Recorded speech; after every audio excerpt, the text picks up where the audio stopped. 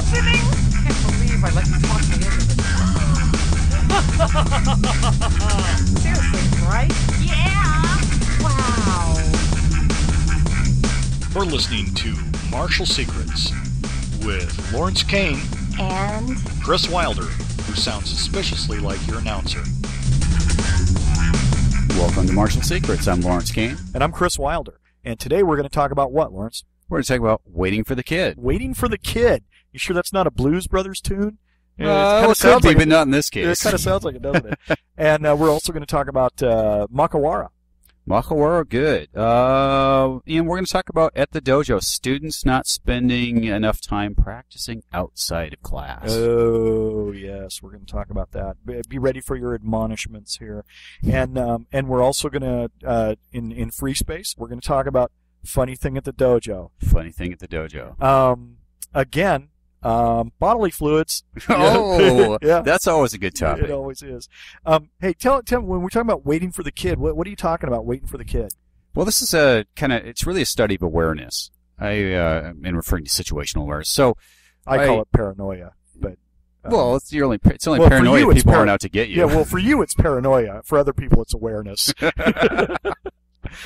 Yeah, so here's the thing. The particular incident you're referring to, I went to go pick my son up after school, and there's kind of the main parking lot where the 6 billion cars drive in and out, and you tend to run into each other and whatnot. And then there's another parking lot kind of off on the side. So I decided to go with the one off on the side, a little less traffic, a little easier getting in and out and whatnot.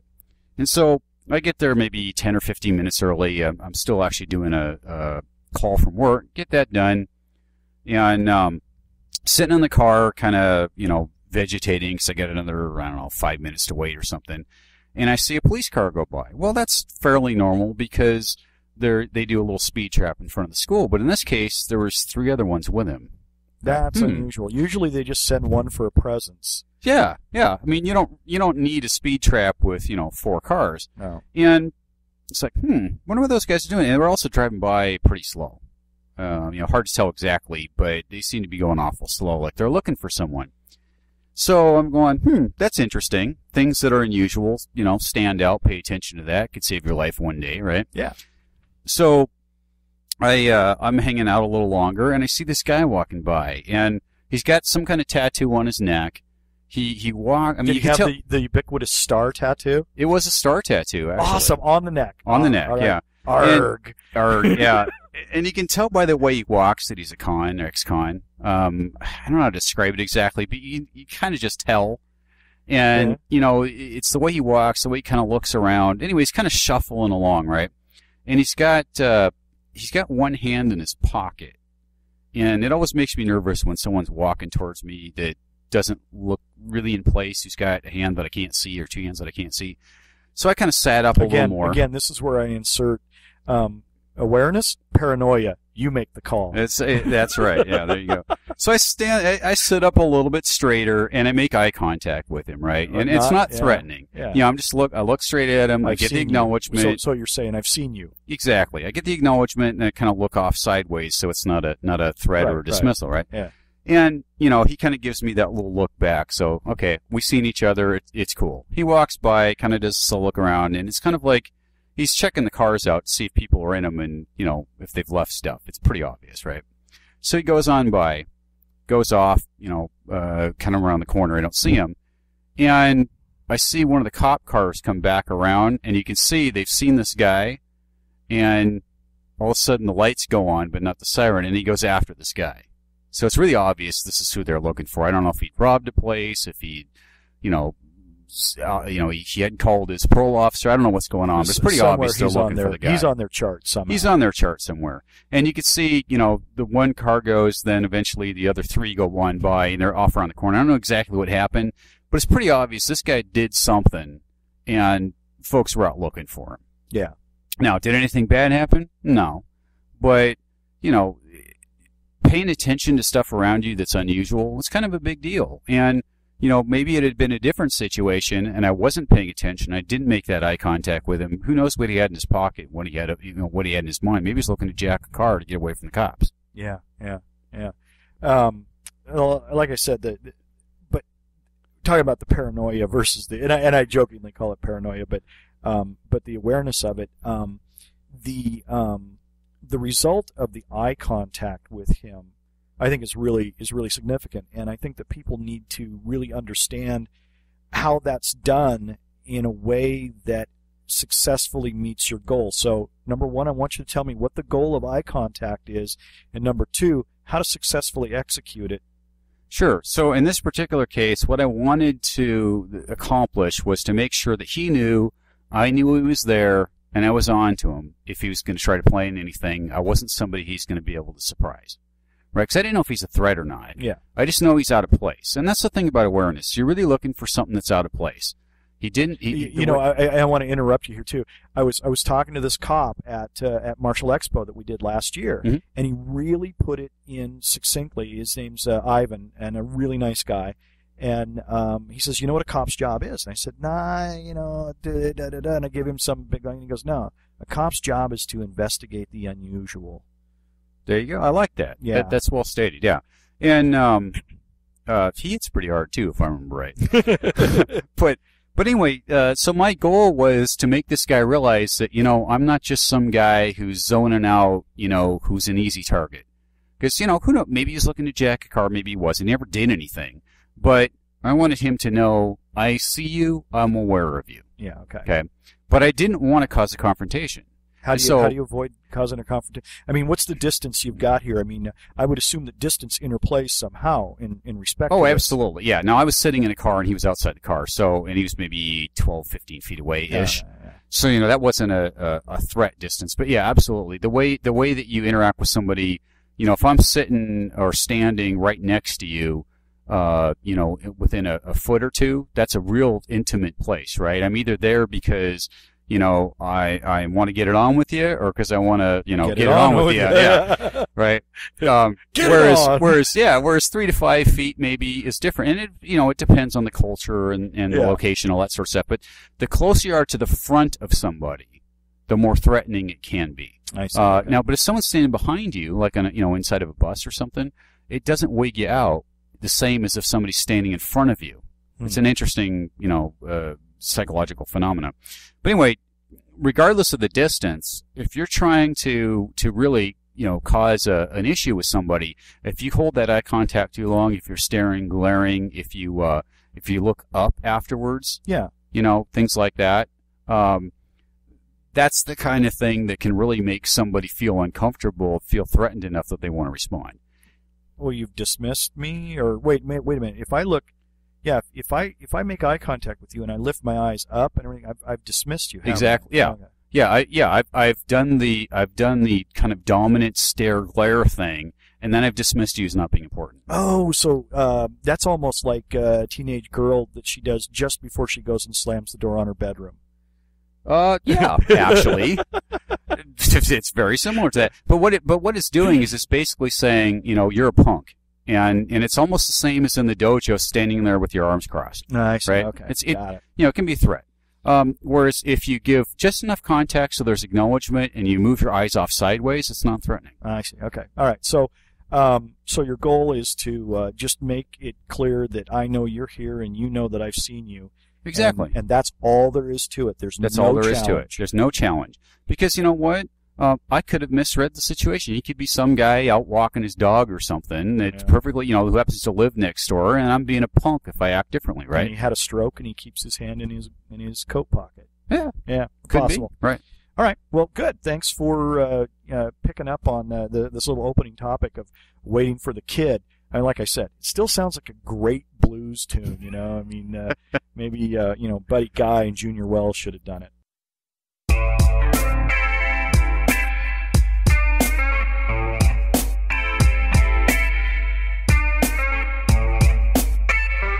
It's training tip time, and we're going to talk about the Makiwara. Lawrence, you made a PDF that's out there in cyberspace right now on that interwebs thing that we use. About how to construct a Makiwara. It's been pretty popular, and you're going to tell us how to get to that in a little bit. But there's really two things that we want to cover, or maybe three, in respect to how one constructs it. There's a lot of stuff about how to use the Makiwara, and I'm going to use this liniment and I'm going to do that and all this kind of stuff. But let's just talk about how does someone go about getting a quality piece of equipment constructed. Sure. So, obviously you can buy a Makiwara. The kind that are the little box that you put up on the wall, I think is kind of silly, because if you hit it fairly hard, you start to damage the wall or the box. But, you can buy pre-made Makiwaras, and they are not cheap. Mm-hmm. However, it's, with a little bit of take a little bit of time, a little bit of effort, you can make one that's pretty good. And it really kind of depends. There's several types, the standing Makiwara being the most prominent type. And there's really two ways of doing that. There's the kind that you basically stick in the ground, and there's the kind that you attach to a platform. And you know what? I neglected this. I just made the assumption everybody knew what a Makiwara is, but that's bad that's a on good me. Point.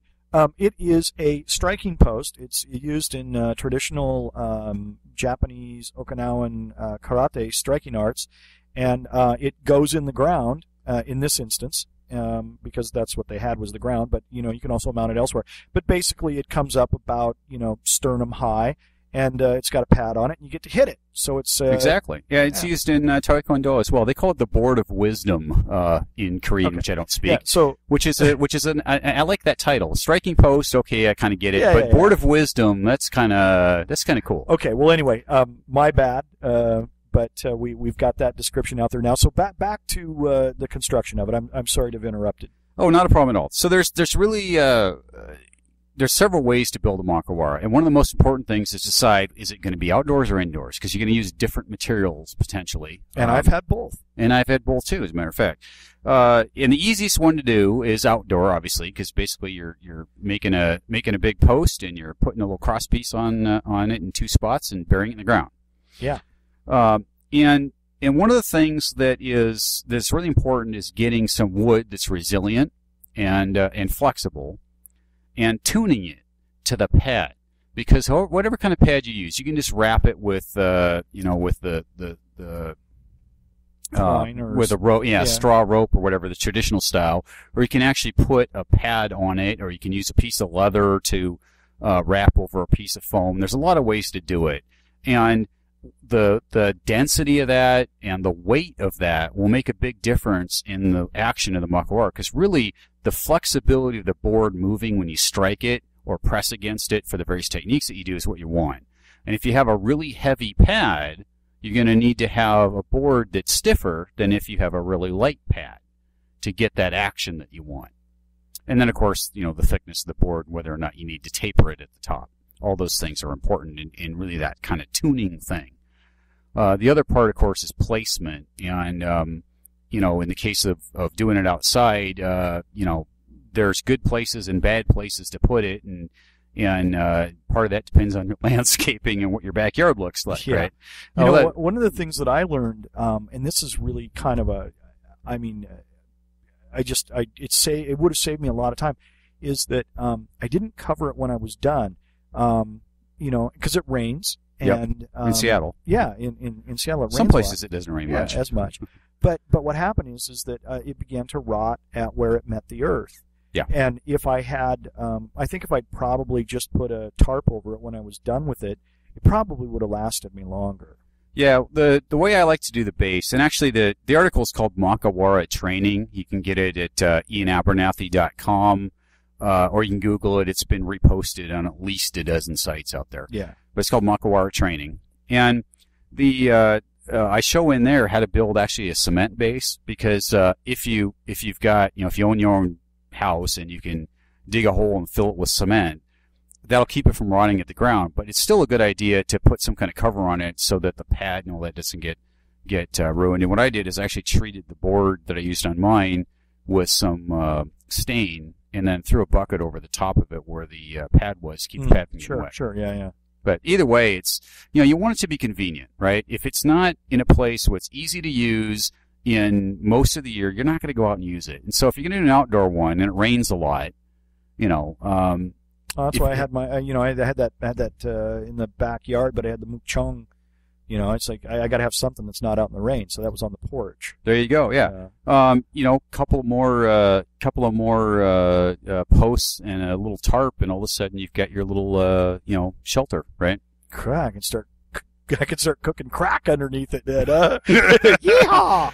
Well, there is that too, but most of us would, barbecue. I'm just thinking, nice big blue tarp, Yeah, well, and the significant other who appreciates the view may have a problem with that, but I know my wife would not be happy if I built a tarp over the Makiwara, which is why I didn't. But I did have it between a couple of trees, which actually gave me a little bit of protection from the wind and the rain and all that. Well, the one that you built that we use at the West Seattle Karate Academy, what is that wood?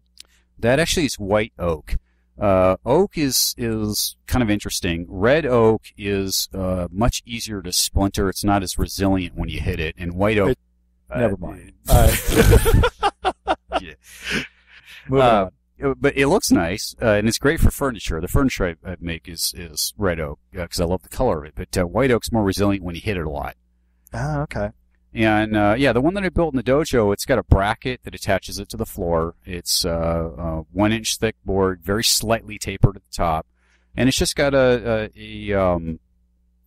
a foam pad and a piece of leather that wraps around it to hold it in place. Yeah. No, it's a great one. We've used that one for a long, long time. It's outlasted the other ones by a great amount of time. So, if somebody wants to find this plan, you were saying it was probably on ianabernathy.com. Yeah, if you go to ianabernathy.com, ianabernethy.com, and you look under articles, and then articles by guest writers, it's called Makiwara Training. You can Google that directly. It's pretty easy to find. There's a bunch of stuff about how to use a Makiwara, how to construct a Makiwara, and there's even pictures. Ooh, pictures. Ooh, pictures, yeah. Awesome.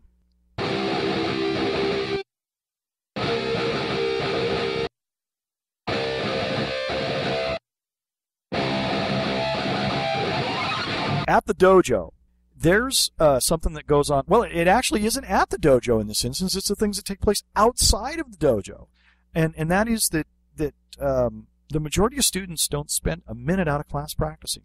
Are you shocked to hear that, Lawrence? Somehow I'm not surprised. No. It's interesting though because there seems to be, and it didn't used to be like this. I mean, if you go back 20 years, that'd be kind of the exception, not the rule. But it seems to be that most folks feel like dojo time is training time, and as soon as I leave, I go off and do something else, like video games or whatever. Well, I'll tell you what that is. It's a combination of a lot of different things, because there's a lot of things to do in the world today as compared to where there was before. But the other thing is that whether people realize it or not, at least in America, they see the dojo in the same way that they see a health club. I signed up, I go in, I do my thing, I leave, I move on to the next facet of my life. Where it's not that at all. You actually have got to spend some time outside working something. You work whatever you want, but you got to do it. Or at least, reading about something or watching a video about something. I mean, there's only, let's say you go to class, hour, maybe 2 hours a day, 2, 3, 4 times a week, right? That's a fair amount of training in the training hall, but you know what? You're training to whatever the instructor decides is the lesson plan for the day. Yeah. And sometimes what you need to work on and what other folks in the class need to work on aren't the same thing. Well, the people are gonna go, that's insane, but it's true. When I wrote The Way of Sanshin Kata, I wrote quite a bit of that standing in Naihanshin Dachi. I actually lifted my computer up so that I could stand in it at the right level and rest my forearms and type while I stood in that stance.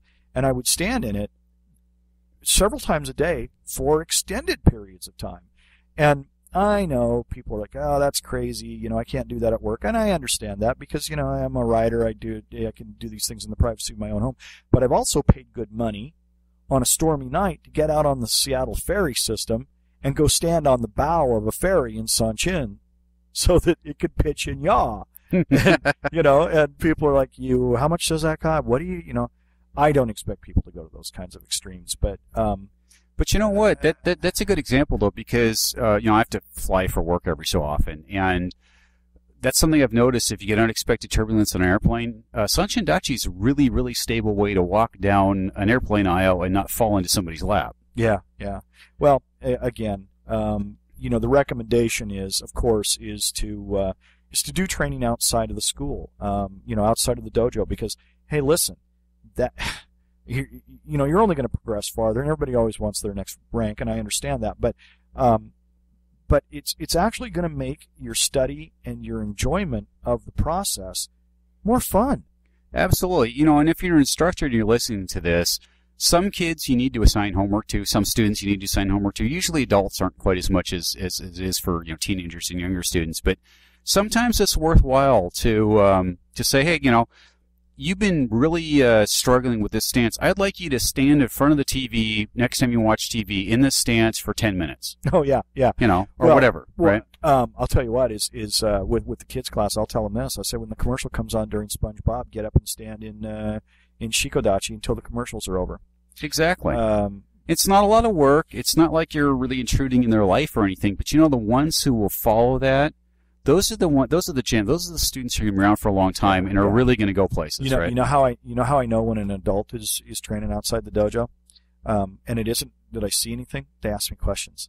They come up and they say, "Hey, I was thinking about." Well, what that means is that they were working on something, and when they start asking questions like that, or showing up with a notebook that says, "Yeah, I got some questions. I want to do this," I know that they're working outside the dojo, and I'll feed that. I feed that because that's active and absolutely. Well, those are the people who are worth the investment in time, right? I mean, how many students have you had go through the dojo in the last say 10 years? Oh, if I were going to make a rough guesstimation on that, I'd say it might be close to 2,500. Yeah, so if 2,500 students ish, give or take, right? How many are still around? Yeah. Yeah, we know what you get the point, right? Yeah. So, I mean, it wasn't pop quiz time. It was just anybody who out there who owns a dojo. You've seen the same thing, most likely. The ones who really are worth that investment for you to show them the good stuff, the things that you really need to, that are going to take a lot of time to really understand. That's the stuff that you really want. You really want to be making sure you're teaching it to somebody who's got the right morals and ethics and isn't going to misuse it, that kind of stuff. Yeah. Those are the folks who spend a little time outside of class working. Yeah, no right? question. So I guess that's the recommendation, isn't it? Spend a little bit of time on your technique outside of the dojo. Yeah? Absolutely. We agree? We agree. All right. Now it's time for free space. And this is a funny thing happened at the dojo. And Isn't it always? It is, yeah, isn't it always? Okay, all right. Got to listen to this story because this is a combination of oh my gosh and frustration and I can't believe this happened. But I have I'm going through the kids' classes, and I got a couple of new kids, and they're in the back row because you line up, you copy, you're in the back, nobody gets to see you. And I'm looking at this kid, and he's kind of got this look on his face, and it's like, I know that look. That's the I gotta pee look. I gotta go to the bathroom. So I kind of move my way over during some of the drills, and I lean in and I say, "Do you need to go to the bathroom?" And no. It's like, "Are you sure?" "No, I'm okay." "All right." Because it's known that you can excuse yourself to go to the bathroom. It's known. It's a policy. There you go. So anyway, we're sitting there training along, and then I take a look over there, and I see this puddle underneath that same young lad. Now, and I'm not talking about like a puddle of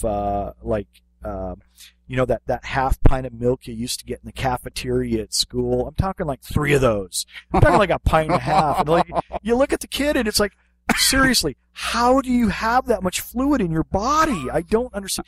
And I mean, he is standing in this puddle and his gi pants are wet as if he had played in a puddle on the way to the dojo, and there is this puddle of urine underneath him. And I mean, I'm looking at that thing, and the first thing that hits me is I don't have enough paper towels for this.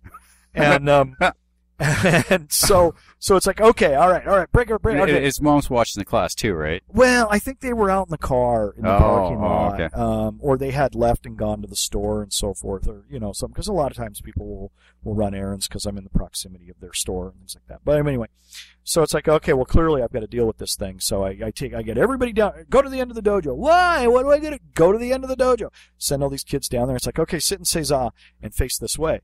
And so I open up the cupboard and I grab a pair of extra gi pants that I've got there, and a couple paper towels, and and the Kleenex, the Windex, and everything, and we're full on, right? And so I get him in the back room. One of the moms takes him back there and puts this clean pair of pants on him.